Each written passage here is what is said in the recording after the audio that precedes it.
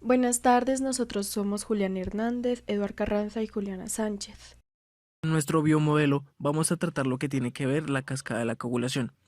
Esto empieza cuando el animal tiene una herida y las plaquetas circulantes se unen a esta lesión, atraídas por el colágeno y las proteínas de von Willebrand, formando así un trombo o tapón plaquetario.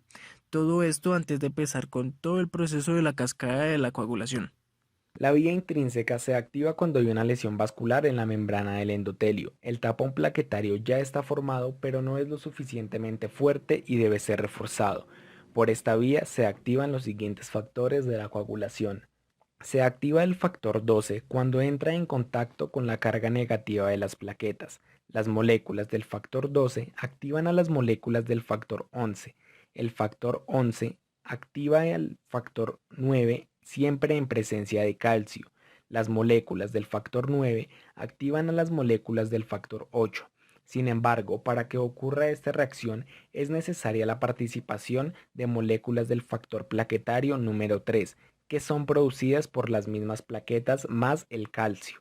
En este punto se activan las moléculas del factor plaquetario 10, que es el factor común. Las moléculas del factor 10 activan al factor 5. Las moléculas del factor 5 se unen con las moléculas del factor plaquetario número 3 y el calcio. Este conjunto de moléculas activa a la protrombina. Las moléculas de protrombina se convierten en moléculas de trombina. Las moléculas de trombina actúan sobre las proteínas de fibrinógeno que circulan en sangre. Las proteínas de fibrinógeno se unen y forman hilos de fibrina, ya que la fibrina no es soluble en sangre. Previamente, la trombina activó al factor 13.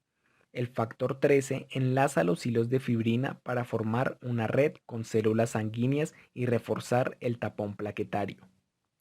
La vía extrínseca se activa cuando hay un rompimiento externo de un vaso sanguíneo, como una lesión en algún tejido causada por alguna cortadura. La vía extrínseca inicia cuando las células endoteliales rotas liberan al factor tisular. El factor tisular activan a las moléculas del factor 7 que circulan en la sangre. El factor 7 tiene la total capacidad de activar al factor 10, que es la vía común. Allí se activan las moléculas del factor 10 y las moléculas del factor 10 activan al factor 5. Las moléculas del factor 5 se unen con las moléculas del factor plaquetario número 3 y el calcio. Este conjunto activa de nuevo a la protrombina.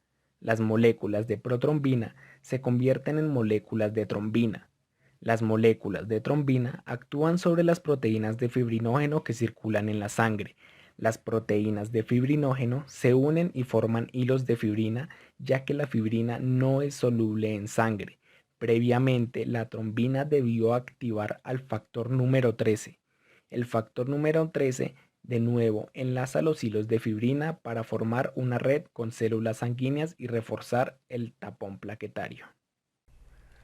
Lo primero que hace el organismo cuando intenta impedir la salida de la sangre es contraer el vaso sanguíneo para que circule menos sangre por la zona de la herida. De esta manera se pierde una menor cantidad de este líquido vital. Una vez el vaso sanguíneo está contraído, comienza la etapa de formación de un tapón plaquetario. Este tapón plaquetario está representado con las bolitas que van a entrar por uno de los supuestos vasos sanguíneos para taponar la salida de la sangre. Cuando las plaquetas se adhieren a las fibras de colágeno expuestas en la zona rota de la pared del vaso sanguíneo, estas plaquetas se activan. Al activarse, aumentan su tamaño, adquieren una forma más esférica y les crecen pseudópodos, formando así el tapón plaquetario. Después viene la cascada de coagulación, formando los polímeros de fibrina, los cuales reúnen todas las células sanguíneas y forman el coágulo deteniendo el sangrado. También vamos a hablar de la warfarina, que este químico es usado como un medicamento anticoagulante en bajas dosis, pero también es usado como veneno para ratas, pues ya que este impide la producción de la vitamina K y esto inhibe la formación de los factores 2, 7, 9 y 10 de la cascada de la coagulación, impidiendo así que haya pues coagulación. Esto es peligroso para las mascotas si llegan a ingerir este veneno, pues pueden generar hemorragias tanto internas como externas casi incontrolables.